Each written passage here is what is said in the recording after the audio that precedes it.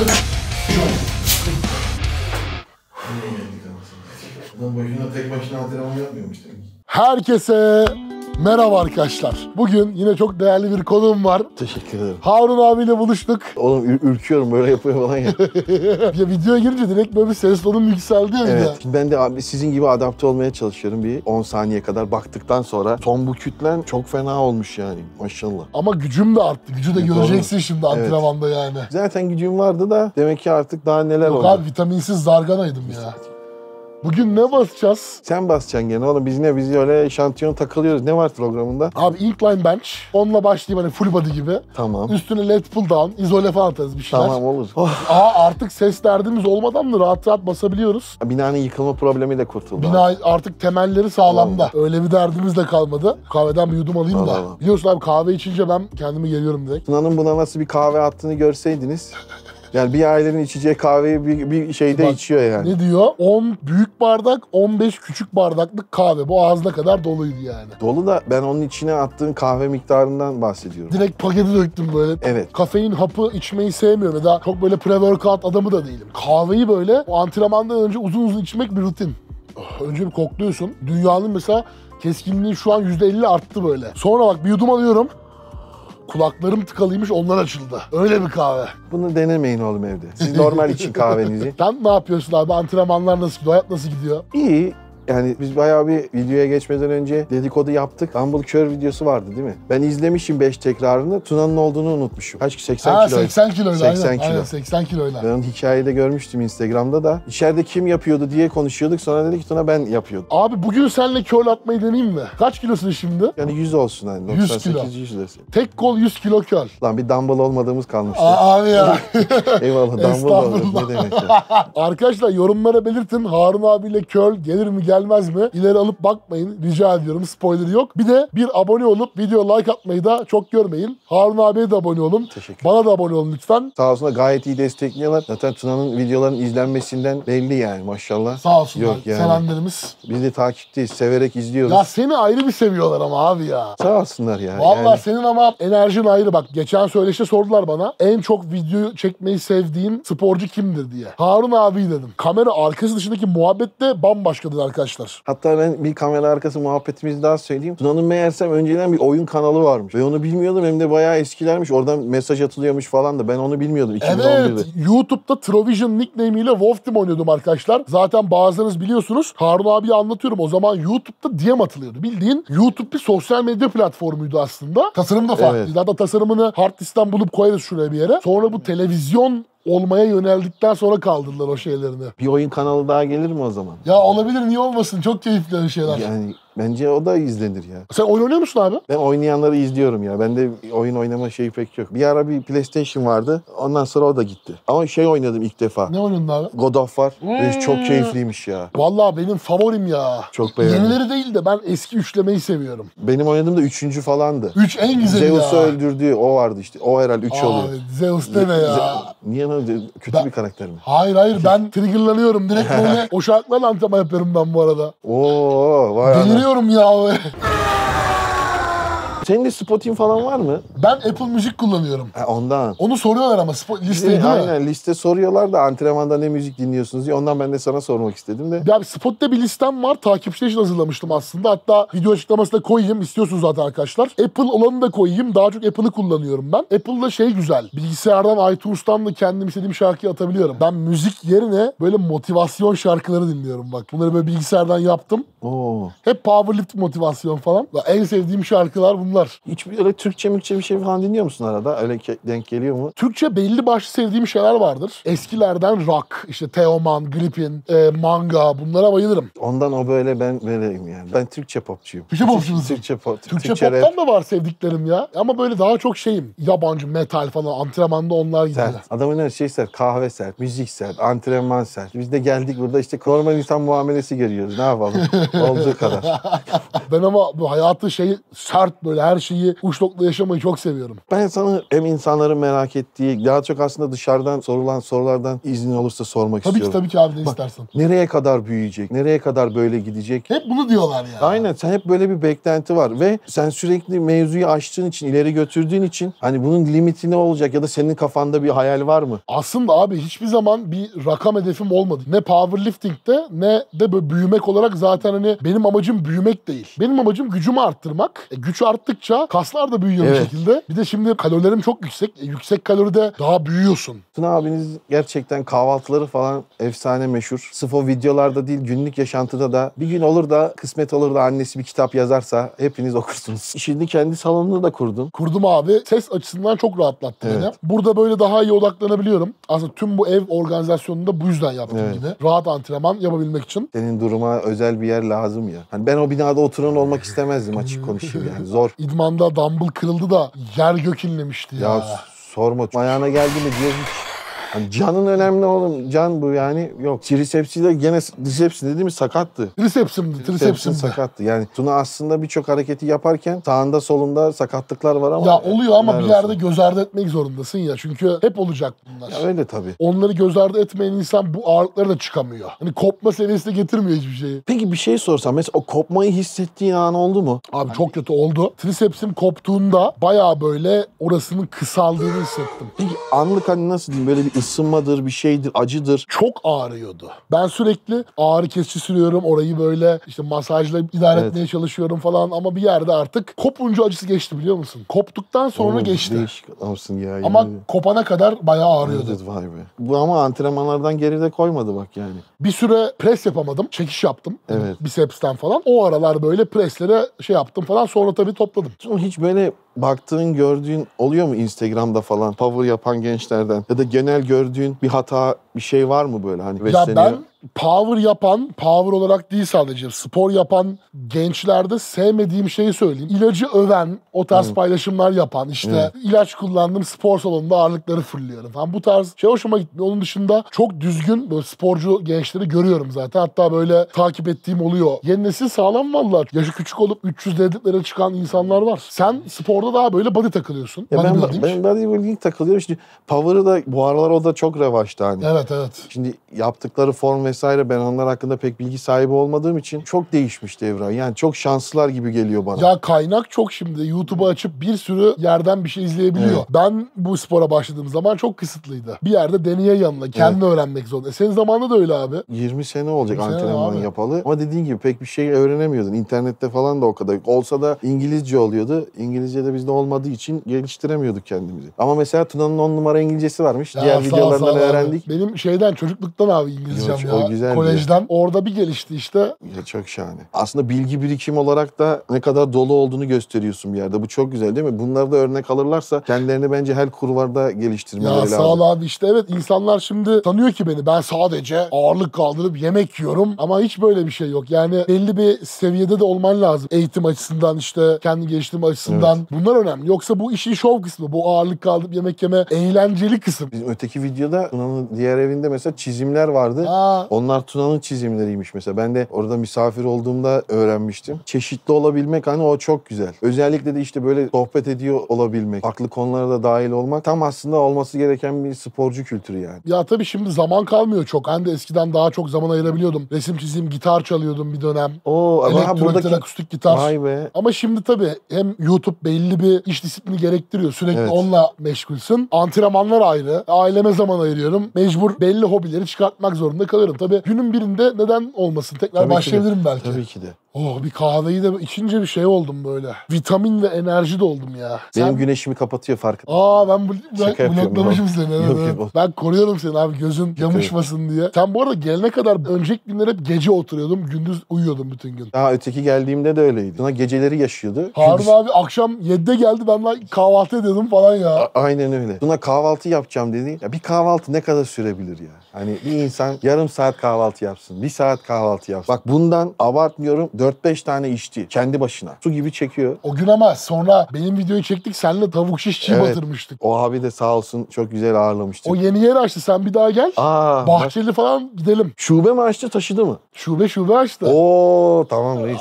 Allah bereket versin. Erol abiye selamlar bu Evet. arada. Sen bir daha geldiğinde, daha uzun kaldığında gidelim kesin oraya. Sevinirim. Oğlum biz de bir yer açıp Tuna'yı yemeğe mi çağırsak? Güzel iş ha. Bak Çok. ona bak. Ama bu yer oğlum gene batarız. Sağ cepten sol cebe koydun. Ben başında dursam kesin battı o restoran. Pişmiş mi? Cem Yılmaz hesabı. Bedava yemeyeceksin abi. Adisyonuna yazacaksın. Yok be. Buna bir şey de söylenmez. Bırak Allah'ın seversen. Ondan sonra ne aldı? Yoluna gittik. Başka iş gerek yok. Vallahi Doysun arkadaşlar bir restoran bir yer açarsanız beni haberleyin. Bir uğrarım. Ama o algı kırıldı bence. Hani yiyor mu yemiyor mu muhabbeti artık o bitti. Şimdi şey diyorlar ama. Yiyor ölecek 5 seneye. 3 seneye kalp krizi. Ölmemizi bekleyen hep birileri var zaten yani. Var ya. Ölsek ne olacak bilmiyorum da yani. Ya şeyi anlamıyorlar abi şimdi. Bir sporda iyi bir seviyedeysen illaki bunun riskleri olacak. İnsan vücudu 50 santim kolu olsun diye ya da işte 400 kilo deadlift yapmak için tasarlanmamış zaten. illa Bunu ki. göze alıyorsun yani. Şeyi yaptın ya. O altın dumbbell'lar vardı. Aa. Seninle adamlar, yabancı adamlar röportaj yapmış. Sen o salonun sahibi herhalde değil mi? Manager, brand marka müdürü yani direkt. Sen ikinci kaldır mıymışsın? Row atan olmuş bodyci. Bir kişi olmuş. Evet. Ama deadlift yapan ikisiyle beraber tek kişiymişim. Sonra ne hissettin lan onu tutunca böyle hani ağırlık olarak falan? Hiç ağır gelmedi ya. Dengesiz geldi sadece çünkü hani deadlift'te barla alışığım. Evet. Dumbbell böyle biri ayrı bir de o ağırlıkta hani ayağıma gelecek diye de korktum bırakırken. Doğrudur. Onu mesela öyle orada duruyor, her isteyen gidip deneyebiliyor mu? Deneyebiliyor. Deneyenler oluyordu yani orada. Aslında bir dekor olarak yapılmış. Güzel böyle bir dekor. Ama işte benim gibiler gelip kaldırabiliyor. Başka power'cı var mıydı senin gibi? Hiç öyle denk geldin mi? İlgili olan vardı. Hatta ben o dumbbellları kaldırdıktan sonra o salona yanıma da geldiler. Kaç yıldır yapıyorsun, liftlerin, maxların ne falan filan muhabbet ettik yani onlarla. O dumbbellları yapan dumbbell markası yazdı bana. Aa. Sadece 150 kilo değil, her dumbbell'ın öyle altını yapabiliyorlarmış. Ama pahalıdır tabii. Görseli çok güzel çünkü. Güzel canım. Buraya almam yok mu bir tane? Harbi Ama çok güzel olur. 150 kilo gümrükten nasıl çekeceğiz abi? Onunla ne basarım? Row atarım onunla. Bak 150 değil de benim zaten tek kol dumbbell row atsam atacağım ağırlık 120-130 falan normal zami. Evet. 150 bir tık ağır oluyor. Ne güzel söylüyor değil mi? Çok basit. Abi senin hiç böyle ağırlığı zorladığın, gaza geldiğin dönem oldu mu? Hep böyle yüksek ağırlıklar. Ya benim bir yapabildiğim üst bench press'ti ya. Öyle Incline mi? incline. Ha. Presslerde biraz iyiydim. Incline'ı ben de seviyorum ama hep incline atıyorum bu aralar. Incline'a şeyden sebep döndüm. Üst göğsüm hiç yoktu, dümdüzdü. Sonra incline'a dönünce yalan yok, ben de incline'ı çok sevmeye başladım. Evet ya. O daha çok Bir de şey bu tatmin ediyor. üst vücuda daha iyi etkisi Evet. oluyor kesinlikle. Kaportayı gösteren o oluyor. Abi Üst işte- tarafta şing. Ben yorgunluktan öyle tabii demlemeler ufak alıyor oğlum ya. Yalnız hava tam şey böyle. Tam yazlık havası değil mi Evet. abi ya? Ya biraz işte şehrin bir tık dışında burası. Daha yeşillik, daha huzurlu öbür eski evin yerine göre falan. Burası bambaşka ya. İçsel huzuru bulup keşiş olacağım arkadaşlar. Ulan oralara falan gitsen seni görünce ne şaşırırlar ha. Oğlum oraya gideceksin, adamlar zaten böyle dal gibi. Abi ineğe tapıyorlar ama onlar, ben ineği yersem orada Ya bu acaba gitse- ben ineği sırtıma alıp ne kadar yürürüm? Öyle bir tane vardı biliyor musun? Var. Hatırladın değil mi? İnek mi bir şey alıyor. Ben Öküzü mü? yaptım onu değil mi? Şu videoyu diyorsun bak.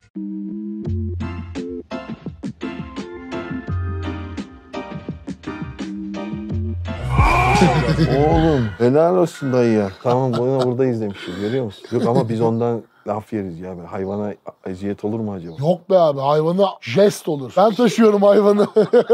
Hiç öyle yoga moga bir şey denedin mi Tuna? Abi ben yoga yaptım, denedim. Bir seans. Girdim böyle, iç huzuru buldum. Sonra bitti. Bir idmana girmişim. Bütün her şey gitti. Sen yaptın mı abi? Yok ben yapmadım. Bana göre hareketleri de zor. Videolarından falan izledim ama Esneklik bana gerekiyor. Aynen öyle. Yani bayağı zor geliyor bana ama Tuna eskiden acayip esnek bir insandı. Evet. Ayağını kafasının arkasına koyardı. İkisini birleştirebiliyordum. Evet. bir branşla uğraşıyor muydun? Böyle Yo. yoksa kendi kendine olmuş bir şey mi o? Yapım esnekti abi. Vay anasını.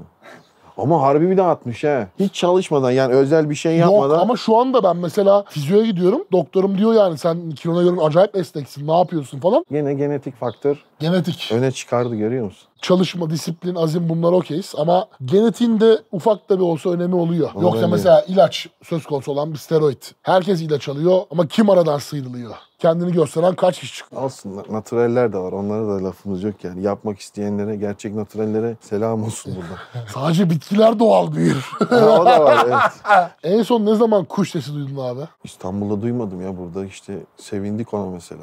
Günlük mentalini de değiştiriyor ama değil mi? Bir uyanıp yeşillik görmek var, bir de de bina görmek var. Bir uyanıyormuşum bir gün vegan olmuşum falan böyle. İnşallah olmazsın ya. Niye öyle dedim bilmiyorum ama ne bileyim veganlık zor be. Veganlık Oğlum vegan zor. var, vejeteryan var. Ben veganım bu arada. Nasıl vegansın oğlum Ben sen? veganım. Ben ama işte arada unutuyorum vegan olduğumu. O aralıklarda da böyle yemiş oluyorum ama sonra hatırlıyorum falan. Kısa süreli veganım.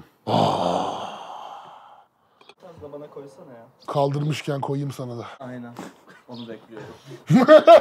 Ha bekle lan çok yanlış oldu.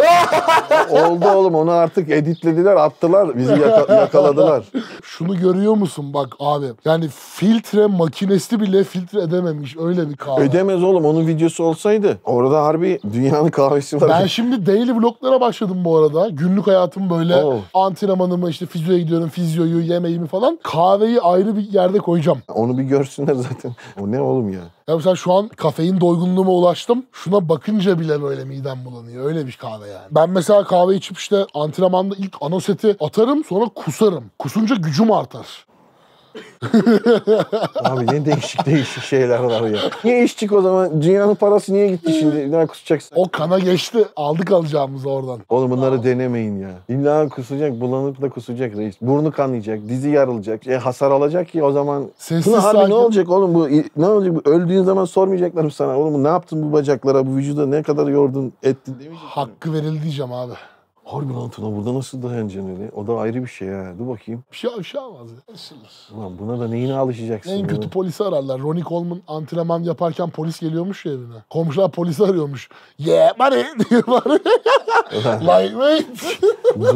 O garibimin de sesi ince ne yapsın? Çok şey adam. Hem komik adam hem de yani çok karizmatik. Harbi o da sporcu ama yani insanlara yaklaşımı falan çok güzel ya. Tabii adam zaten polis aslında ya. O belgeseli harbi ne için çekmişler acaba onu? Şortu mortu giydirmişler ya polis kıyafetini. Harbi öyle Biliyor musun? polislik yapıyor muyumdur acaba? Yapıyormuş. O mesela çok enteresan ya. Harbi öyle evime polis gelse olan... Ay ne oldu ki bunu gönderdiler derim ya. Ya Ronnie Coleman'la ilgili de hep beni darlıyorlar. Ronnie'ye bak yürüyemiyor şimdi sen de böyle olacaksın ağır kaldığı için. Onu bir öğrenmişler Ronnie Coleman'ı. Bana onu deyip duruyorlar. İşte Ronnie Coleman zaten sakatlandığı esnayı biliyor adam. Kendi söylüyor. Tekrar dönsem diyor. Tekrar daha fazlasını denerim diyor. Ama şimdi Ronnie Coleman zaten bunları yaptığı için işte Ronnie Coleman oldu. Adam kendi fiziksel bedeni ölse de arkasında sayfalarca, binlerce başarı bıraktı ya. Bıraktı bak biz Türk'üz. Türkiye'den o adamı konuşuyoruz. Sen şimdi böyle bir başarı elde etmiş adam. Diyorsun ki bu yürüyemiyor. Diyor mu yürüyememesini de kendi adam zaten kabul ediyor. Yürümeme olayı da zaten sonradan başladı. Aslında hani ne zaman ki bıraktı ufak antrenmanlar yani azaltmaya başladı. Kaslar güçsüzleştiği Esmeye zaman. başladığı öyle. zaman oldu. Yoksa bir problemi yoktu adam. Ronnie çok uç bir örnek. Hani sakatlandı, yürüyemedi. Bunu konuşuyorlar sürekli. Yok Ronnie yürüyemiyormuş. Ama Ronnie'nin yaşında geçmişte çok daha üst seviyelerde powerlifting yapmış bir sürü insan şu an sağlıklı bir şekilde devam ediyor. Sene Ferdinck 60 yaşında adam gençliğinde 380 kilo deadlift yapıyordu. Mesela Ronnie'nin hiç atamadığı bir deadlift o. Çünkü Ronnie'nin olayı aslında bir powerlifter olarak üst seviye olması değil. O yüksek ağırlıklara diyet döneminde bodybuilding olarak yapması. Bak. Adamı efsane yapan şey bu. Çünkü diyette nasıl güç düşüyor normalde. Evet. Ronnie'den çok daha ağır kaldırılmış bir sürü yaşlı powerlifter hala yürüyebiliyorlar.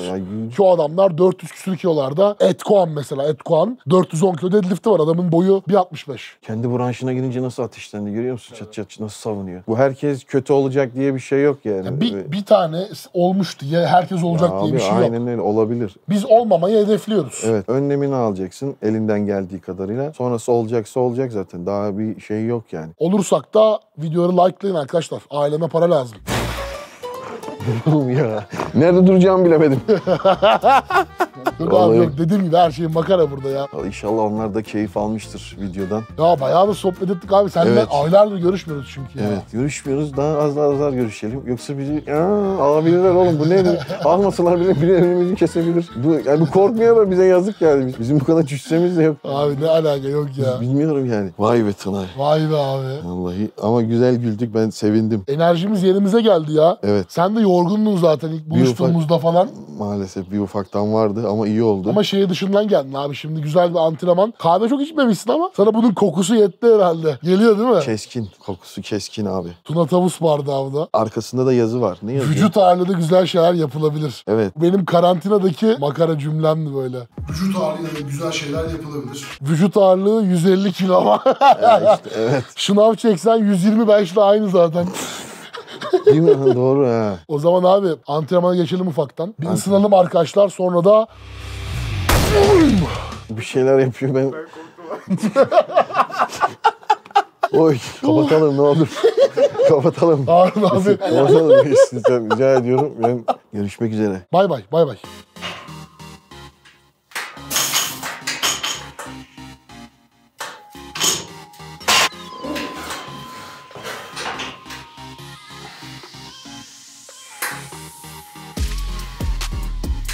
Oo, çok rahat ya. Sana boş ver.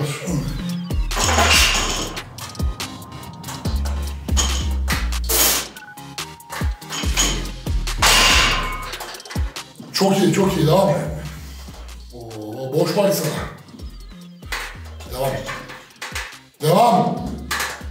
Devam, devam. Arkandayım daha hiç. Çok var, çok. Oo. His yok mu?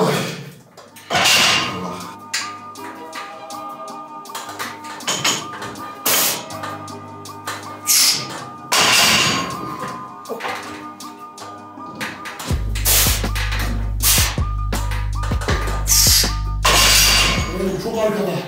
Oğlum düşün o zaman ayarlayalım kendini sakatlama gözünü seveyim ya. Aman abi.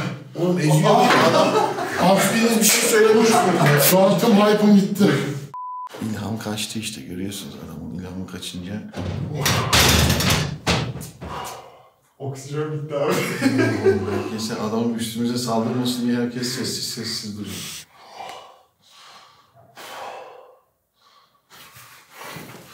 Abi şaka mı? Bakın.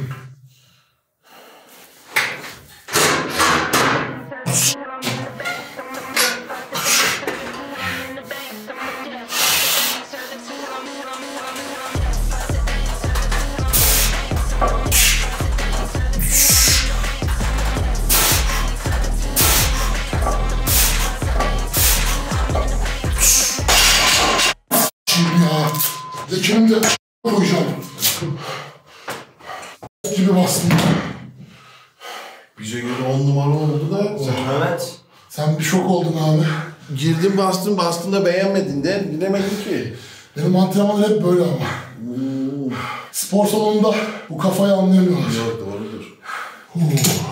Harun abi kaçtı. Deprem olma riskine karşı. Evet. Adam boşuna tek başına antrenman yapmıyormuş demek. Spor salonuna hak verdin mi abi? Biraz verdim yani. Önceden kızıyordum seni almıyorlar diye de. Şimdi ne olsun iyi ki kendi salonu var.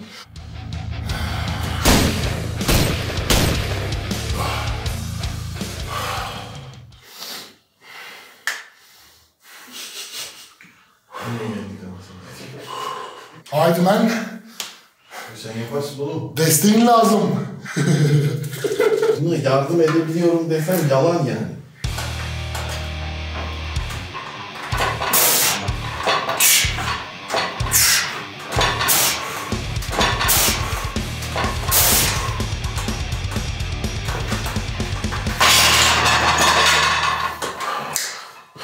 Bu sefer oldu herhalde değil mi? Fena değil. Hiçbir zaman yeterince iyi değil. Formda biraz şaşırdım. Ona da sinirlendim ya. Abi sen ama her geldiğinde bir şok yaşıyorsun ya. Oluyor oğlum o. Geçen sefer dumbbell'lar falan. Bu bir de astronomik kilo ciddi yardım ediyorum desen edemezsin ki hemen açıklamış. Senin varlığın yeter ya. Eyvallah da.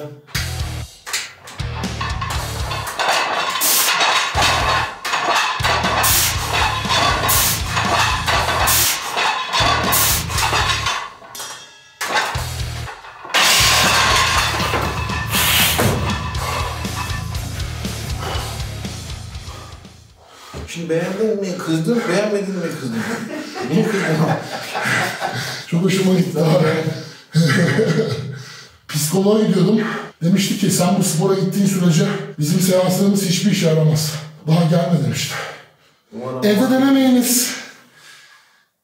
Evde denemeyiniz.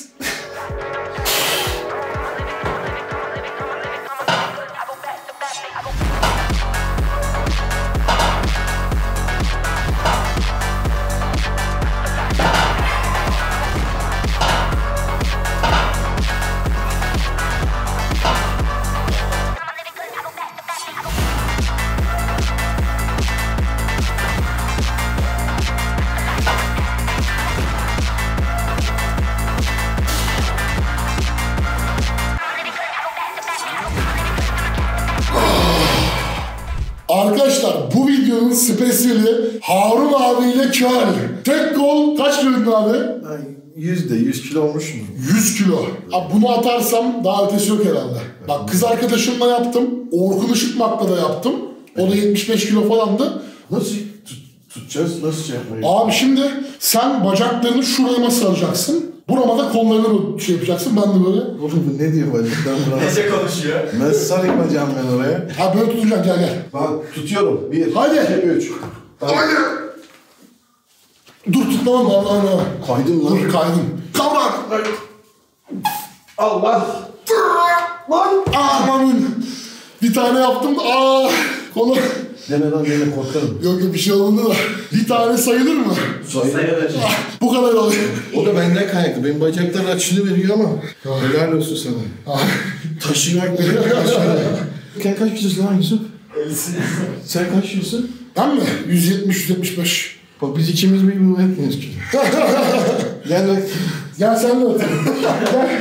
Sağlamsın. Bu kolay tabii canım. Hoppa. Bu kolay. Oğlum beni çizmiş bu adam. Abi. Kılları bunun şey gibi ya. Elim kanamış abi şurada da bak. Oğlum bu yapacak diye biz burada zarar verdik. Kardeşim bunları lütfen görün. Bunları lütfen yani. Bedel önemli. Abi valla çok sağ ol geldiğin için. Çok keyifliydi bugün. Teşekkür ederim. Güzel bir antrenman. Teşekkür ederim. Sondaki de bonus oldu artık. Güzel oldu. Bize ana oldu. Eğlence oldu. Ona oldu ha valla. Çok sağ ol geldiğin için. O zaman bu video artık burada bitiyor arkadaşlar. Kendinize iyi bakın. Buraya kadar izleyenlere çok teşekkür ederim. Videoyu beğendiyseniz like atmayı unutmayın. Kanallarımıza da lütfen abone olun. Çok uğraşıyoruz videolara. Bir sonraki videoda görüşmek üzere arkadaşlar.